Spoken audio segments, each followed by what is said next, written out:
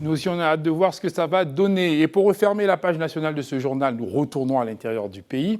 Depuis hier se tient à Daloa la 3e édition des JFP, les Journées de la fonction publique. Ce n'est pas un fait isolé. Il faut noter que la JFP a été décrétée le 24 juin 2003 par les Nations Unies pour magnifier les fonctionnaires et agents du public. Mais il a fallu attendre 2021 pour qu'elle soit célébrée pour la première fois en Côte d'Ivoire sous la houlette de la ministre Anne Désiré Ouloto.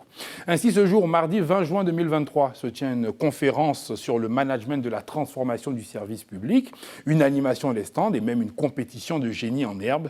Le clou de ces journées aura lieu vendredi prochain à la préfecture avec la lecture du message du gouvernement par le préfet de région et les récompenses des vainqueurs des différents tournois. Mais bien avant, c'est par une opération coup de balai que les 3e JFP ont été lancés hier lundi 19 juin, par une opération de lutte contre l'insalubrité qui a mobilisé autour des autorités administratives plusieurs fonctionnaires issus des différentes directions régionales des forces de défense et de sécurité. Ces derniers étaient armés de balais, de râteaux, de pelles et de brouettes pour curer les caniveaux et balayer les rues du quartier commerce de Daloa. Retour sur les propos de certains acteurs à cette occasion.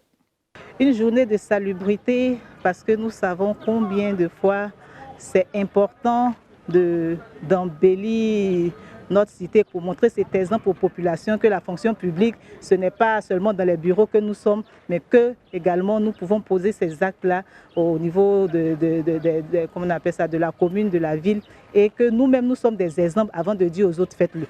Ce geste est un geste citoyen. Et par ce geste, nous voulons montrer à la population que nous devons tenir notre cité propre.